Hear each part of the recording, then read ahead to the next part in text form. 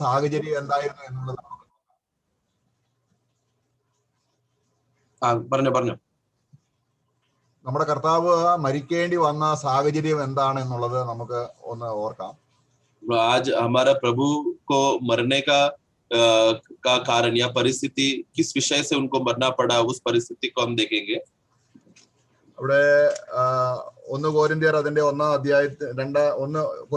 അധ്യായത്തിൽ വായിക്കുന്നു, ക്രൂശിക്കപ്പെട്ടവനായ ക്രിസ്തുവിനെ അല്ലാതെ. അപ്പം യേശു ക്രിസ്തു ക്രൂശിക്കപ്പെടേണ്ട ആവശ്യകത എന്താണെന്നുള്ളത് നമ്മൾ ഊന്നി പറയുകയും അത് ഗ്രഹിക്കുകയും ചെയ്യുമ്പോൾ ദൈവസ്നേഹത്തിന്റെ ആഴം നമുക്ക് പിന്നെയും മനസ്സിലാവും.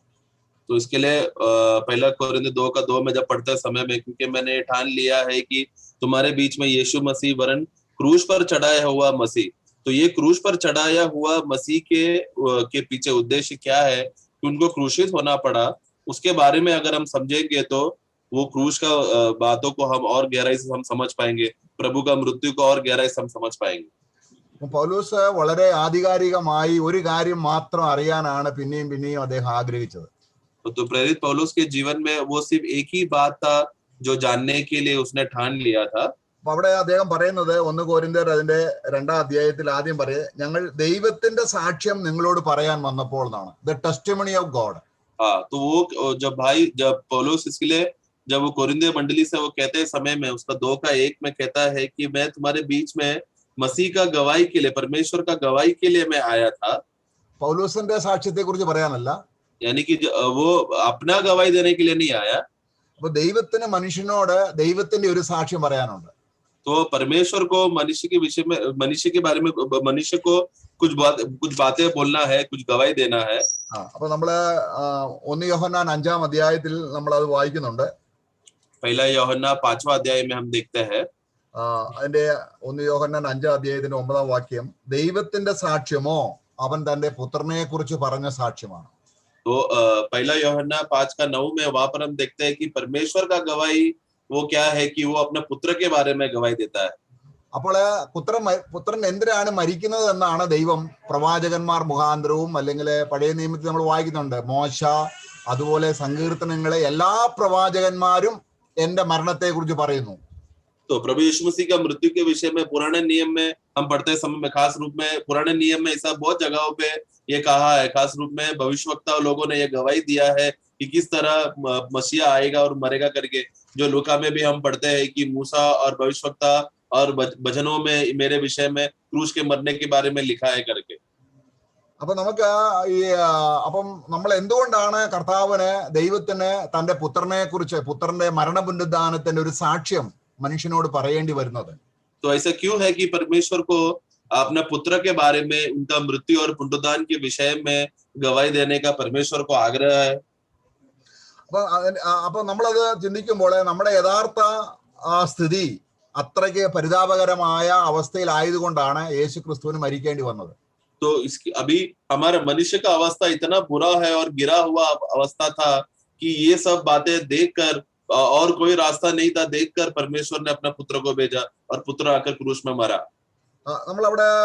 നമ്മള് മർക്കോസിന്റെ സുവിശേഷം 7 അധ്യായം അതിന്റെ 21 മുതൽ 23 വരെയുള്ള വാക്യങ്ങൾ വായിക്കുമ്പോൾ നമ്മുടെ പേഴ്സൺ അല്ലെങ്കിൽ നമ്മുടെ ഹൃദയം, നമ്മുടെ ആളത്വം എത്ര ഇവിളാണെന്നാണ് അവിടെ വായിക്കുന്നത്.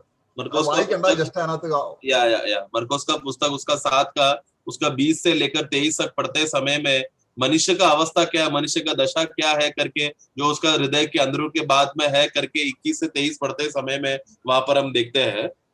അപ്പോൾ ഔട്ട് ഓഫ് ഹാർട്ട് ഓഫ് മാൻ, അവിടെ അവന്റെ ഹൃദയത്തിൽ നിന്ന് പുറപ്പെടുന്നതൊക്കെയാണ് എല്ലാം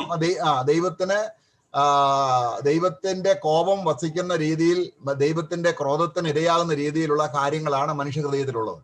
तो मनुष्य का भीतर में क्या निवास करता है, वो सब बातें, वो सब बातें को अगर देखने जाएगा तो वो सब ऐसे बातें हैं जिसकी वजह से परमेश्वर का क्रोध मनुष्य के ऊपर है. നമ്മളത് യോഹന്നാന്റെ സുവിശേഷം 8 അധ്യായം 44 വാക്യത്തിൽ, യോഹന്നാൻ का सुसमाचार 8 का 44 में हम पढ़ते हैं. വേദപുസ്തകം കയ്യിലുള്ള യേശു ക്രിസ്തു വരുന്നു എന്ന് പറഞ്ഞ യഹൂദന്മാരെ കർത്താവ് പറയുകയാണ്, നിങ്ങള് ഡെവിളിന്റെ മക്കളാണ്. ഡെവിൾ तो ये यहाँ पर प्रभु यहूदियों से बात कर रहा है। ये कौन सा यहूदी है जो उनके पास वचन भी था और प्रभु पर विश्वास भी किया था, परंतु प्रभु उनको कहता है कि तुम्हारा पिता जो है शैतान है। ആണോ? നിങ്ങളുടെ പിതാവ് സാത്താനാണ് प्रभु कहता है कि तुम्हारा पिता शैतान है। എന്ന് പറയുമ്പോൾ നമ്മളിപ്പോ ഈ ചിന്തിക്കുന്ന കാര്യങ്ങളെല്ലാം നമ്മുടെ അവസ്ഥയാണ്. യേശു മരിക്കാൻ ഇടയാക്കി തീർത്ത കാര്യങ്ങളാണ് നമ്മൾ ചിന്തിക്കുന്നത്. ഇതിലൊന്നും ഞാൻ പങ്കാളിത്തം ഇല്ലെന്ന് ചിന്തിക്കരുത്. तो ये अभी तक जो भी बातें मैं कह रहा हूँ इसमें हम भी शामिल है, ऐसा कोई नहीं। यानी कि हम भी ये जो गुण है, जो शैतान का बच्चा बनना, ये स्वभाव, ये जो हमारे मुंह से निकलने वाला स्वभाव, ये सब हमारा मनुष्य का दशा को बता रहा है। हम लोग इतना गिरे हुए कि हमें प्रभु यीशु मसीह का जरूरत है। ऐसा कोई नहीं सोचना कि अभी तक जो पढ़े हुआ वाक्य मेरे लिए लागू नहीं है, ऐसा कभी नहीं सोचना। നമ്മള് യോഹന്നാന്റെ സുവിശേഷം 3-ാം അധ്യായം 20-ാം വാക്യത്തിൽ നമ്മള് വെളിച്ചത്തെ വെറുക്കുന്നവരായിരുന്നു എന്ന് പറഞ്ഞാല് ദൈവസ്നേഹത്തെ, ദൈവത്തിന്റെ സാന്നിധ്യം വെറുക്കുന്നവരായിരുന്നു. हम लोग यूहन्ना का सुसमाचार 3:20 में पढ़ते समय में वहां पर हम देखते हैं कि हम लोग वो लोग हैं जो ज्योति से बैर रखते थे, यानी कि परमेश्वर ने अपना पुत्र को भेजा जो सच्चा ज्योति है, जो सच्चा प्रेम है, उसको हम लोग बैर करते थे। അപ്പൊ ദൈവസ്നേഹം വെറുക്കുന്നവരുടെ പ്രവൃത്തികളെല്ലാം ഇവിളാണെന്ന് 3:19 और जो कोई भी परमेश्वर का ये प्रेम अर्थात ज्योति को बैर रखता है, वो लोग सबके क्रियाएं, काम क्या है, बुरे है करके भी 3:19 में हम पढ़ते हैं। അങ്ങനെയുള്ളവര് നമ്മൾ 3:18 വായിക്കുന്നുണ്ട്. അവര് കണ്ടംപ്ഡ് ആണ്.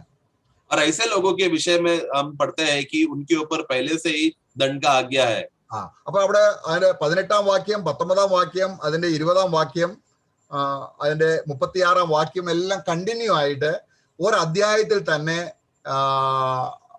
നമ്മുടെ കാര്യങ്ങളെല്ലാം അങ്ങ് പറയുക. तो उसमें पहला यूहन्ना का सुसमाचार 3रा अध्याय में उसका 18वां वाक्य, 19वां वाक्य, 20वां वाक्य और 36वां वाक्य में ये सब में हमारा मनुष्य अवस्था को और दशा को बताया है। അപ്പം നമ്മൾ അതിന്റെ 3-ാം അധ്യായത്തിന്റെ 16-ാം വാക്യത്തിൽ വായിക്കുമ്പോൾ जब 3:16 जब हम पढ़ते हैं, ഈ വെളിച്ചത്തെ സ്വീകരിക്കാഞ്ഞാൽ നശിച്ചു പോകും. वहां पर हम पढ़ते हैं कि जो कोई ये ज्योति यानी कि अपने पुत्र को पर विश्वास नहीं करेगा, उनके ऊपर नाश आएगा। അപ്പോൾ ഈ യോഹന്നാന്റെ സുവിശേഷം തന്നെ നമ്മൾ എടുക്കുകയാണെങ്കിൽ, यदि अगर हम लोग यूहन्ना का पुस्तक ही अगर हम लेंगे तो നമ്മള് 3:16 വായിക്കുന്നത് നമ്മള് പെരിഷാണ്. हम लोग 3:16 में हमने पढ़ा कि हम सब नाश होने वाले लोग हैं। നമ്മൾ 3:18 വായിക്കുന്നത് നമ്മൾ ഓൾറെഡി കണ്ടംപ്ഡ് ആണ്. हम लोग 3:18 में पढ़ते हैं कि हम लोग पहले से ही दंड की आज्ञा पर विधि प्राप्त कर चुके हैं। നമ്മൾ 3:19 വായിക്കുമ്പോൾ നമ്മുടെ വർക്കുകളെല്ലാം ഇവിളാണ്. हम लोग 3:19 में पढ़ते समय में हम देखते हैं कि हमारा सारा काम बुरे है। 3:20 വായിക്കുമ്പോൾ നമ്മള് വെളിച്ചത്തെ പകച്ചവരാണ്. 3:20 में जब हम पढ़ते समय में हम देखते हैं कि हम लोग ज्योति से बैर रखने वाले लोग हैं। അതുകൊണ്ട് 3:36 വായിക്കുകയാണ്, ദൈവത്തിന്റെ റാത്ത് നമ്മളിലുണ്ട്, ദൈവത്തിന്റെ കോപം നമ്മളിലുണ്ട്. इसके लिए 3:36 में हम देखते हैं कि परमेश्वर का क्रोध हमारे ऊपर है करके। അപ്പോൾ നമ്മൾ ഈ രക്ഷിക്കപ്പെടുക എന്ന് പറഞ്ഞാൽ സാത്താനിൽ നിന്ന് രക്ഷിക്കപ്പെടുക എന്നൊരു കോമൺ നിലയിലാണ് മനുഷ്യർ ധരിച്ചു വെച്ചിരിക്കുന്നത്. हम लोग जब उद्धार पाना है करके बोलते समय में स्वाभाविक रीति से हमें पहला मन में क्या आता है कि हम लोग शैतान से बच गया करके ऐसा हम लोग समझते हैं। സാത്താനെയും ദൈവം ന്യായവിധിയിൽ കൊണ്ടുവരികയാണ്. ये तो सच है कि परमेश्वर जब पुत्र को न्याय करते समय में वो शैतान को भी उस क्रूस का मृत्यु के द्वारा उनके ऊपर भी न्याय किया। അപ്പൊ നമുക്ക് രക്ഷ വേണ്ടത് ദൈവത്തിന്റെ ന്യായവിധിയിൽ നിന്നുള്ള രക്ഷയാണ്. परंतु हमें उद्धार का विषय में आते समय में परमेश्वर का न्याय का दंड जो हमारे ऊपर डाला गया है उससे हमें बचना है। അപ്പൊ നമ്മളെല്ലാവരും യേശു ക്രിസ്തുവിനെ മരണം യഥാർത്ഥമായിട്ടും എനിക്ക് ആവശ്യമുള്ളതാണ് എന്ന് ദൈവാത്മാവിനാൽ വെളിപ്പെട്ട് കിട്ടിയവരാണ്. इसके लिए हम लोग सब वो लोग हैं जिसको अच्छी तरह से मालूम है कि यीशु मसीह जो क्रूस पर मरा हुआ मृत्यु वो मेरे लिए बहुत जरूरी है। അപ്പൊ നമ്മൾ ഏതെല്ലാം തരത്തിലുള്ളവരാണെന്നുള്ളതിന്റെ യോഹന്നാന്റെ സുവിശേഷത്തിലെ മാത്രം കാര്യമാണ് നമ്മൾ എടുത്തത്. तो अभी तो हम मनुष्य हमारा असली दशा क्या है, हमारा अवस्था क्या है, सचमुच क्या है देखा जाए तो सिर्फ यूहन्ना का पुस्तक पढ़ेगा तो ही मालूम पड़ता है कि हमारा कितना दुर्दशाएं हैं हमारा। ബൈബിൾ മൊത്തം എടുത്താൽ ഒരുപാട് കാര്യങ്ങൾ പറയാനുണ്ട്.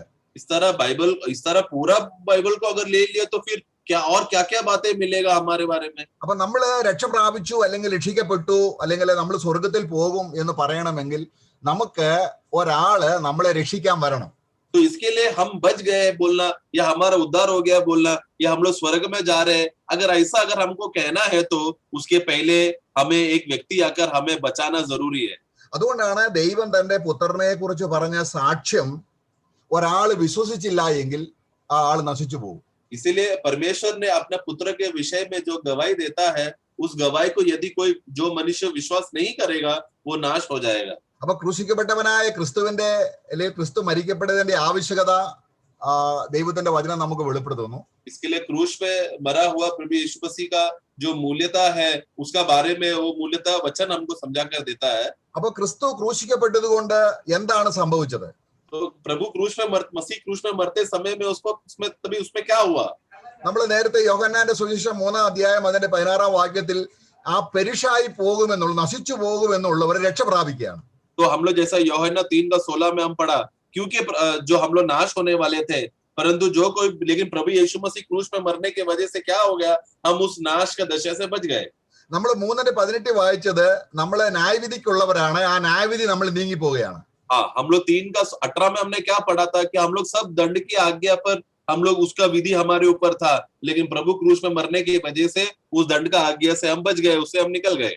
നമ്മൾ 3:19 വായിക്കുന്നത് നമ്മൾ നീതിവാന്മാരായിത്തീരും, നമ്മുടെ ഈവിൾ വർക്കിന് പകരം നമ്മൾ നീതിവാന്മാരായിത്തീരുന്നു. हम लोग 3:19 में जब हम पढ़े कि हम लोग बुरे करने वाले लोग हैं, हमारा काम बुरा है, लेकिन प्रभु क्रूस में मरने की वजह से उन्होंने हमें बचाया और हमें धार्मिकता के लिए जिलाया, जिसके वजह से अभी हम लोग धार्मिकता के काम करेंगे. അപ്പം യോഹന്നാൻ 3:20 പറയുന്നത് പോലെ നമ്മള് ആ പ്രകാശത്തെ നമ്മള് ത്യജിച്ചു കളഞ്ഞവർ പ്രകാശത്തെ സ്നേഹിക്കുന്നു. और हम लोग यूहन्ना 3:20 में हमने पढ़ा, हम लोग जो एक समय में ज्योति को बैर रखते थे, अभी हम लोग ज्योति को स्वीकार कर उसको प्रेम करते हैं. അപ്പൊ യോഹന്നാൻ 3:36 നമ്മള് ഇനിയും ദൈവകോപമല്ല, ദൈവത്തിന്റെ സ്നേഹമാണ് നമ്മുടെ മേലുള്ളത്. और यूहन्ना 3:36 में जैसा परमेश्वर का क्रोध एक समय में हमारे ऊपर था, क्योंकि प्रभु मरने की वजह से अभी क्या हो गया, परमेश्वर का प्रेम है जो हमारे ऊपर निवास करता है. അങ്ങനെ യോഹന്നാന്റെ 8:44 നമ്മൾ ഇനിയും സാത്താൻ അല്ല നമ്മുടെ പിതാവ്, സ്വർഗസ്ഥനായ യേശുക്രിസ്തുവിന്റെ പിതാവാണ് നമ്മുടെ പിതാവ്. इसके अभी क्योंकि प्रभु हमारे लिए मरा, इसके वजह से यूहन्ना 8:44 में 44 के अनुसार पढ़ते समय में अभी हम लोग शैतान के बच्चे नहीं है, या हमारा पिता शैतान नहीं है, बल्कि अभी हमारा पिता परमेश्वर हो गया है. അപ്പൊ ക്രിസ്തുവിന്റെ ക്രൂശ് മരണം കൊണ്ട് എന്തെല്ലാം കാര്യങ്ങളാണ് നമുക്ക് ലാഭമായി തീരുന്നത്, എല്ലാം ജസ്റ്റ് ഓപ്പോസിറ്റ് ആയി തീരുകയാണ്. तो इसके लिए हमारा मनुष्य का दशा क्या क्या था जब हम पढ़ते समय में, उसी समय में प्रभु यीशु मसीह क्रूस पर मरने की वजह से क्या हो गया, वो सब अभी विपरीत हो गया, उल्टा हो गया, अभी हम बदल गए. നമ്മൾ മത്തായി സുവിശേഷം 26:27-28 നമ്മൾ വായിക്കുമ്പോൾ ഞാൻ എന്റെ ബ്ലഡ് ഞാൻ പോർ ഔട്ട് ചെയ്യുന്നു എന്ന് വായിക്കും. मती का पुस्तक 26-27 अल्ले 26:27-28 मती का पुस्तक उसका 26वां अध्याय में 27 और 28 वहां पर पढ़ते समय में वहां पर प्रभु कहता है कि ये 28 में कि ये नया नियम का लहू है जो पापियों पाप का क्षमा के निमित्त बहाया जाता है. എന്ന് പറഞ്ഞാൽ ഷെഡ് ഫോർ മെനി എന്ന് പറഞ്ഞാൽ എന്റെ ബ്ലഡ് എന്ത് ചെയ്യുന്നു, वहां पर क्या कहता है, मेरा लहू क्या करता है, ഞാൻ അത് പോർ ഔട്ട് ചെയ്യാണ്. കാരണം ആർക്ക് വേണ്ടി? बहुतों के लिए वो क्या किया, बहाया है. അതാണ് ക്രൂശിക്കപ്പെട്ട ക്രിസ്തു. वही तो हो क्रूस में चढ़ा हुआ प्रभु यीशु मसीह का लाभ. തന്റെ പുത്രനെ കുറിച്ച് നമ്മളോട് പറയുന്ന സാക്ഷ്യമാണ്. ये सब बातें हैं, परमेश्वर अपना पुत्र के बारे में हमको गवाही देता है. പിന്നെ നമ്മൾ മത്തായി 20:28 വായിക്കുന്നത് അവൻ രക്തം അവിടെ രക്തവും അവിടെ ലൈഫ് കൊടുക്കുന്നുണ്ട്. ലൈഫ് അങ്ങനെ രക്തവും ലൈഫും ഒന്ന് തന്നെയാണ്. तो वहां पर यूहन्ना का पुस्तक उसका 20:28 में पढ़ते समय में मैथ्यू मती का सुसमाचार 20:28 में हम लोग पढ़ते समय में वहां पर आखिरी भाग में हम देखते हैं कि वो बहुतों की छुड़ौती के लिए अपना प्राण दे दिया करके.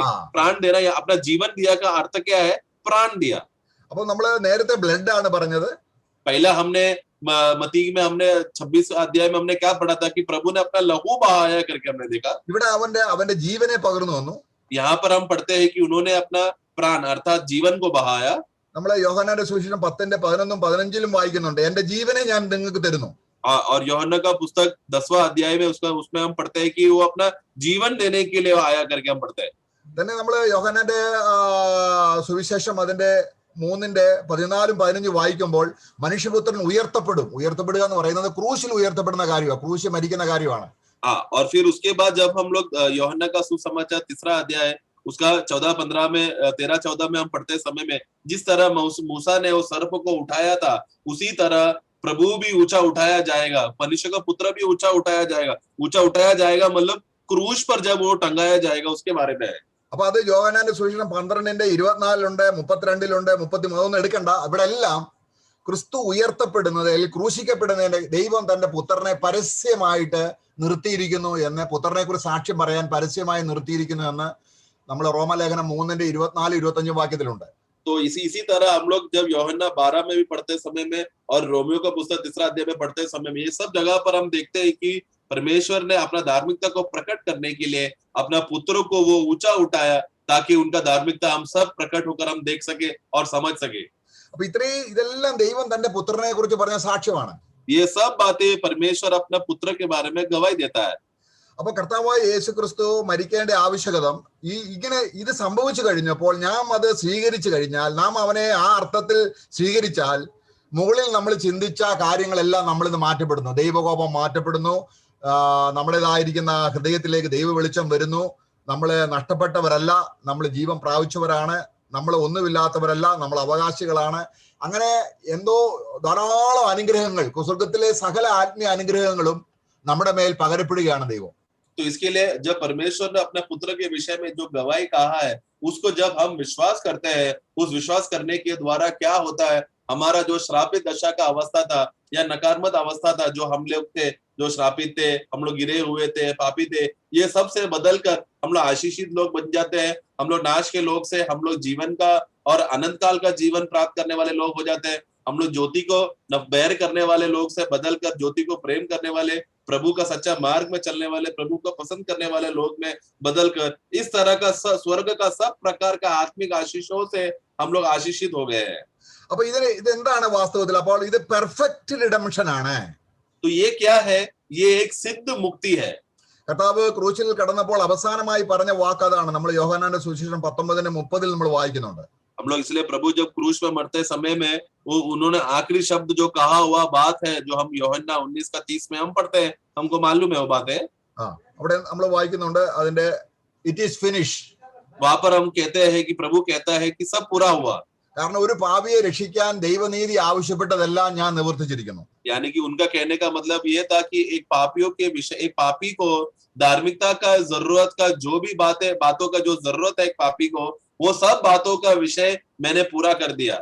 അപ്പം കർത്താവ് ക്രൂശിൽ ചെയ്ത ഈ മഹത്വകരമായ കാര്യം മാത്രമാണ് നമ്മുടേതായിരിക്കുന്ന ദൈവസ്വീകാര്യത്തിനുള്ള അടിസ്ഥാനമായിട്ട് നമ്മൾ എന്നും കാണേണ്ടത്. तो इसके लिए हमें हमेशा यही बात देखना है कि प्रभु यीशु मसीह ने कलवरी क्रूस में किया हुआ कार्य, ये अकेला ही एक ऐसा बात है परमेश्वर हमें स्वीकारने का, ये बात को हमें हमेशा याद रखना है। നമ്മള് എബ്രായ ലേഖനം 10:12 വായിക്കുന്നുണ്ട്. इब्रानियों 10:12 में हम पढ़ते हैं, അതായത് ഒരു യാഗത്താൽ, वहां पर हम पढ़ते हैं कि एक बलिदान के द्वारा, ഏകയാഗം, एक बलिदान के द्वारा നമ്മള് എന്തെങ്കിലും യാഗം കഴിക്കുന്നതോ നമ്മൾ എന്തെങ്കിലും പ്രവൃത്തി ചെയ്യുന്നതോ അല്ല, യേശു ക്രിസ്തു അർപ്പിച്ച ഏകയാഗം. तो यहाँ पर हमने कुछ कार्य किया, हमने कुछ बलिदान या भेंट चढ़ाया, ऐसा नहीं है, बल्कि ये व्यक्ति यानी कि प्रभु यीशु मसीह ने पाप के बदले एक ही बलिदान चढ़ाया, അത് കംപ്ലീറ്റ് പെർഫെക്റ്റ് ആണ്. और वो जो बलि चढ़ाते समय में पूर्ण रीति से सिद्ध है। അപ്പൊ നമുക്കിതിനെ സപ്പോർട്ട് ഒരുപാട് വാക്ക്, ഇതെല്ലാം ദൈവം തന്റെ പുത്രനെ കുറിച്ച് പറഞ്ഞ സാക്ഷ്യമാണ്. ഹോളി സ്പിരിറ്റ് നമുക്ക് നമ്മുടെ ഹൃദയത്തിന്റെ ആശ്വാസത്തിന് വേണ്ടി ക്രിസ്തു മരിക്കേണ്ട ആവശ്യകത വെളിപ്പെടുത്തുകയാണ്. तो ये सब बातें जो ऐसा बहुत से बातें हैं जिससे हमें साबित होता है कि प्रभु का, परमेश्वर का पुत्र हमारे लिए सिद्ध बलिदान हुआ। ये सब बातों का गवाही पवित्र आत्मा हमें बताकर हमें मजबूत करता है। അപ്പൊ നമുക്ക് ഇത് സ്വായത്തമാക്കാൻ നിരന്തരം നമുക്കൊരു ഫെയ്ത്ത് ആവശ്യമാണ്. लेकिन ये सब बातें जो प्रभु हमारे लिए किया है, इसको अपना बनाने के लिए, हमारा खुद का बनाने के लिए निरंतर विश्वास में रहना जरूरी है। നമ്മൾ ഒരിക്കൽ വിശ്വസിച്ചു എന്നുള്ളതല്ല. यहाँ पर विषय ये नहीं कि मैंने एक बार विश्वास कर दिया था, वो नहीं है, നമ്മൾ നിരന്തരം, बल्कि हमें प्रतिदिन बार बार करना है।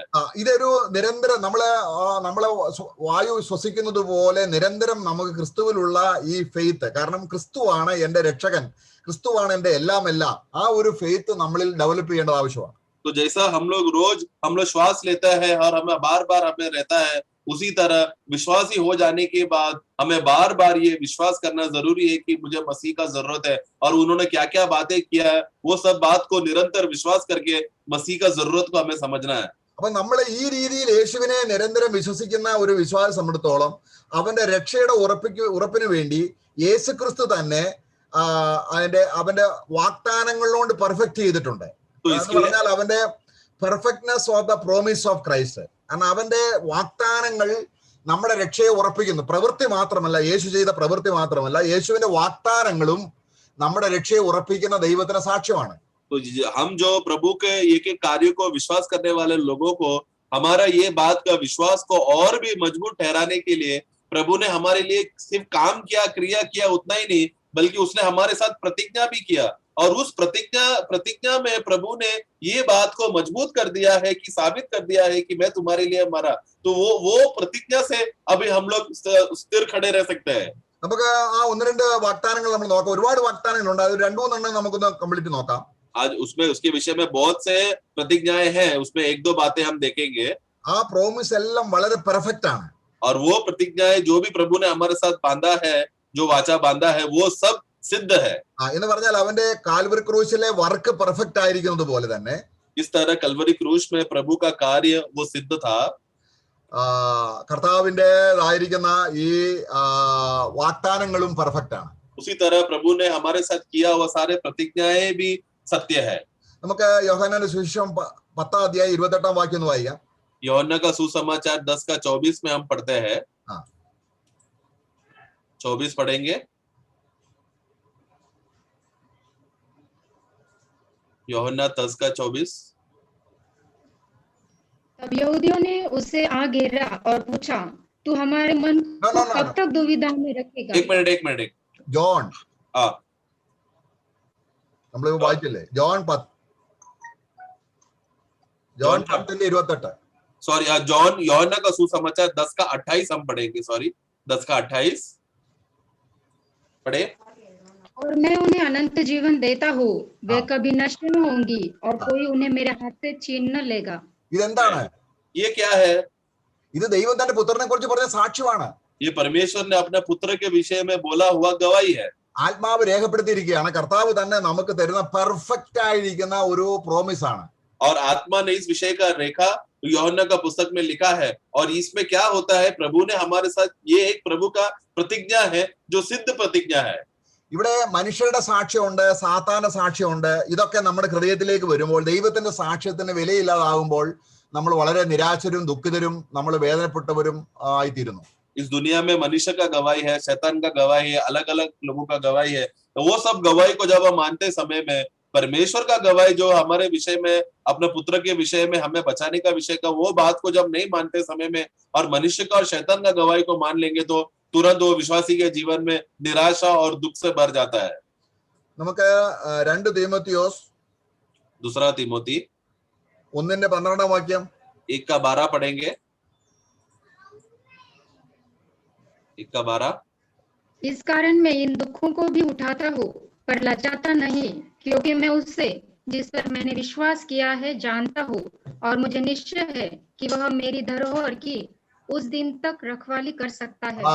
നോക്കുക, നമുക്ക് അവിടെ യോഹന്നാന്റെ സുവിശേഷം അതിന്റെ 10 അധ്യായത്തിൽ നമ്മളിപ്പോ വായിച്ച ആ വാക്യം ഈ വാക്യവുമായിട്ടൊന്ന് കണക്ട് ചെയ്ത് വായിക്കുമ്പോൾ എത്ര ഉറപ്പേറിയ കാര്യമാണ്.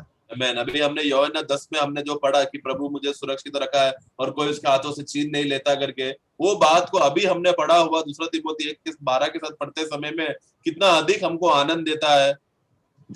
ഇതെല്ലാം എന്താ? ഇനി അനേക വാക്യങ്ങളുണ്ട്, നമുക്ക് ഒരുപാട് വാക്യങ്ങൾ എടുക്കണ്ട. ഒരു ജസ്റ്റ് ഉദാഹരണത്തിന് കാണിച്ചാണ് കർത്താവിന്റെ പെർഫെക്റ്റ് ആയിരിക്കുന്ന വാഗ്ദാനങ്ങൾ നമ്മുടെ സുരക്ഷിതത്തെ കാണിക്കുന്നു. इस तरह के बहुत से वाक्य है जिससे ये बात साबित करता है कि प्रभु का सिद्ध हमारे विषय में जो प्रतिज्ञा प्रभु ने हमको दिया है वो सब सच है, वो झूठा नहीं बल्कि सिद्ध है करके.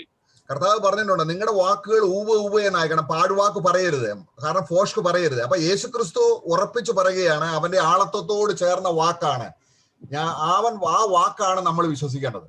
प्रभु ने कहा मती का सुसमाचार में कि तुम्हारा हाँ हमेशा हाँ होना चाहिए, और तुम कभी झूठ नहीं बोलना और मजाक नहीं करना, क्योंकि और वो प्रभु जब बोलते समय में वो प्रभु का स्वभाव है, वही मनुष्य, वो प्रभु का वही स्वभाव से प्रभु हमको कहता है कि वो क्रूस के द्वारा वो हमें किया हुआ कार्य हमें सिद्धता उनका सिद्ध कार्य करके वही बात को हमें मजबूत देता है. നമ്മുടെ വിശ്വാസത്തിന്റെ പരിശോധന വരുമ്പോൾ ദൈവം എന്ത് പറഞ്ഞു എന്നുള്ളതാണ് നമ്മൾ വിശ്വാസത്തിൽ എടുക്കേണ്ടത്. इसीलिए जब हमारा विश्वास परखा जाते समय में परमेश्वर अपने पुत्र के बारे में हमारे लिए क्या क्या बातें कहता है वो बात को हमें विश्वास करना है और कोई बात पर नहीं. അപ്പൊ നമ്മൾ ഫിലിപ്പിയ ലേഖനം 1-ാം അധ്യായത്തിന്റെ 6-ാം വാക്യത്തിൽ വായിക്കുന്നത് ക്രിസ്തു വരുന്നത് വരെയും ആ പ്രവൃത്തി എന്നിൽ തികയ്ക്കും.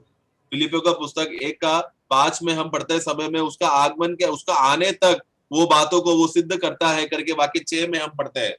എന്ന് പറഞ്ഞാല് നമുക്ക് ഒരു പ്രത്യേക കാലഘട്ടം വരെ അല്ല, मतलब ऐसा नहीं कि बहुत समय तक जाएगा, ऐसा नहीं है, കർത്താവ് വരുന്നത് വരെ, बल्कि जो प्रभु यीशु मसीह के दिन तक. അപ്പൊ ദൈവത്തിന്റെ സാക്ഷ്യം ഈ വചനത്തിൽ പറഞ്ഞത് നമുക്ക് വിശ്വാസമായി തീരണം. इसलिए परमेश्वर ने अपने इस वचन के द्वारा अपने पुत्र के बारे में जो गवाही देता है उसको हमें विश्वास करना है. അപ്പൊ നമ്മൾ എന്താണ് നമ്മൾ നേരത്തെ നമ്മള് പറഞ്ഞ നമ്മുടേതായിരിക്കുന്ന ദുഷ്ടപ്രവൃത്തിയും നമ്മുടേതായിരിക്കുന്ന ആളത്വത്തിലുള്ള ദോഷവും നിമിത്തം നരകത്തിൽ പോകേണ്ട നമ്മളെ രക്ഷിക്കാനായിട്ട് യേശുക്രിസ്തു അനുഗ്രഹിക്കപ്പെട്ട ഒരു ശുശ്രൂഷ ക്രൂശിൽ ചെയ്തു. അത് ആ വർക്ക് പെർഫെക്റ്റ് ആണ്. ആ വർക്കിൽ കൂടെ രക്ഷിക്കപ്പെട്ടവർക്ക് വളരെ പെർഫെക്റ്റ് ആയ വാഗ്ദാനങ്ങൾ തരികയാണ്. तो इसके लिए प्रभु ने हमारे लिए जैसा मनुष्य का दशा हमने पहला पढ़ा कि हमारा अवस्था क्या क्या था, हम लोग जैसे श्रापित थे, न्याय के लिए नियुक्त थे, परमेश्वर का क्रोध हमारे ऊपर था, हम लोग अंदर परमेश्वर का ज्योति को हम लोग बैरी रखते थे. ये सब दशा में हम लोग रहते समय में प्रभु सही समय पर आकर मरकर उन्होंने प्रतिज्ञा देकर हमें मजबूत किया है और वो पूरा पुराना दुर्दशा से हमें हटाकर मसीह में हमें सिद्धता पर आगे पहुंचा रहा है. ഇത് പോരാഞ്ഞിട്ട് ഇനിയും അവൻ എന്ത് ചെയ്യാന്നറിയാമോ? അവന്റെ വേറൊരു പെർഫെക്റ്റ് ആയിട്ടുള്ള വർക്ക് എന്ന് പറയുന്നത് നമുക്ക് വേണ്ടി ഇന്റർസെഷൻ ചെയ്ത് നമുക്ക് വേണ്ടി പ്രാർത്ഥിച്ചുകൊണ്ടിരിക്കുന്നു. इतना ही नहीं, इतना सब कुछ बात करने के बाद प्रभु उधर रुक रहा नहीं है, बल्कि वो आज भी हमें उनका बातों को बात समझने के लिए या उनका प्रेम को अभी समझने के लिए वो आज भी हमारे लिए मध्यस्थी करता है और प्रार्थना करता है, विनती करता है. നമ്മൾ യോഹന്നാന്റെ സുവിശേഷം 17-ാം വാക്യത്തിൽ കർത്താവ് പ്രാർത്ഥിച്ചത് എന്താണ്? യോഹന്നാൻ का सुसमाचार 17:11 में प्रभु ने हमारे विषय में क्या प्रार्थना किया था? 17:11 पढ़ेंगे. 17. यस 17:11. मैं अब जगत में न रहूंगा परंतु ये जगत में रहेंगे और मैं तेरे पास आता हूँ हे पवित्र पिता. 17:11. जॉन 17:11. अदन्या. हाँ, वही है ब्रदर. ഞാൻ അവർക്ക് വേണ്ടി പ്രാർത്ഥിക്കുന്നു. मैं उनके लिए प्रार्थना करता हूँ. सॉरी 17:9. 17:9 है. मैं उनके लिए विनती करता हूँ. बस मैं उनके लिए विनती करता हूँ. എന്ന് പറഞ്ഞ അർത്ഥം ആർക്ക് വേണ്ടിയാണ്? वो किसके लिए है कर रहा है? നമ്മൾ നേരത്തെ നമ്മള് വായിച്ച കാര്യങ്ങളോടുള്ള ബന്ധത്തിൽ നമ്മൾ അത് ചിന്തിക്കുമ്പോൾ तो हम लोग जैसा पहले जो बातों को हमने देखा है उसके बारे में जब हम मनन करते हैं, सोचते हैं ഈ യേശുവിൽ വിശ്വസിക്കുന്നവർക്ക് വേണ്ടി അവൻ മരിച്ചു, അവർക്ക് വേണ്ടി അവന് വിലയേറിയ വാഗ്ദാനങ്ങൾ തന്നു. ഇപ്പോൾ ഇവൻ എന്ത് ചെയ്യാണ്? ഒരു പെർഫെക്റ്റ് ആയിരിക്കുന്ന മധ്യസ്ഥത നമുക്ക് വേണ്ടി ചെയ്യുകയാണ്. तो इसके लिए जैसा हमने हमारा पहला दुर्दशा को हम लोग देखते समय में परमेश्वर ने क्या किया, उन्होंने अपने पुत्र को भेजा, वो पुत्र हमारे लिए मरा और वो मरने के बाद पुनरुत्थान होकर उन्होंने हमें सब प्रकार का प्रतिज्ञाओं से जो सिद्ध प्रतिज्ञाएं हैं उससे हमें भर दिया. उतना ही नहीं, अभी वो हमारे लिए मध्यस्थी भी करता है. अब ये मध्यस्थी का सेवा भी सिद्ध और परिपूर्ण है. നമ്മൾ ഇനി ദൈവത്തോട് അടുക്കുമ്പോൾ तो अब जब हम परमेश्वर के निकट आते हैं, നമുക്ക് വേണ്ടി മരിച്ച ഈ പെർഫെക്റ്റ് റിഡംഷൻ ചെയ്ത വ്യക്തിയെ നമുക്ക് ഓർക്കണം. हमें हमारे लिए सिद्ध मुक्ति कर दिया हुआ उस प्रभु को, उस पुत्र को, प्रभु की ओर को हमको याद करना है. നമുക്ക് ഈ പെർഫെക്റ്റ് ആയിരിക്കുന്ന പ്രോമിസ് തന്നവനെ ഓർക്കണം. और हमारे लिए जो सिद्ध प्रतिज्ञाएं दिया है उनको याद करना है. നമ്മൾ എബ്രായ ലേഖനം 7:25 വായിക്കുമ്പോൾ इब्रानियों 7:25 जब हम पढ़ते हैं, इब्रानियों 7:25 पढ़ेंगे.